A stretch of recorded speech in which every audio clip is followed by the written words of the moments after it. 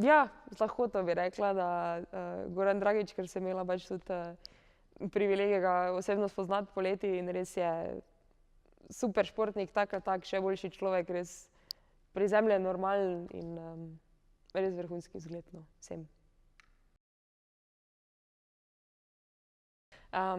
Po smučarskem je vsekakor bilo kar nekaj highlightov oziroma velikih dogodkov, od svetovnega prvenstva do kristalnih globusov.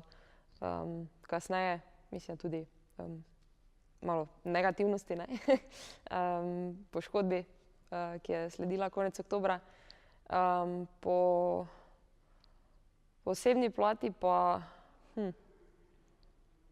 mogoče po tem, kako sem se v bistvu počutila sama pri sebi tekom lanske sezone, da sem dejansko zelo, zelo uživala, ko sem smučala, da se to nekako tudi videlo navzven in preneslo na bližnje.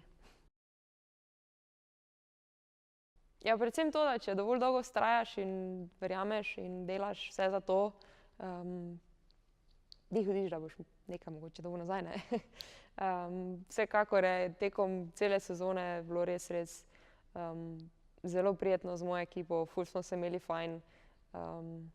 Rezultati tako ali tako govorijo sami za sebe, ampak res je bilo nepozabno. Spodrsljaj oziroma mogoče na neuspeh ne gledam, kot da je to nekaj katastrofalnega, ampak pač, da je neka dobra lekcija za naprej, da potem si še bolj motiviran, da delaš dalje, da se še naprej trudiš in pač delaš to, kaj delaš najrajši na svetu.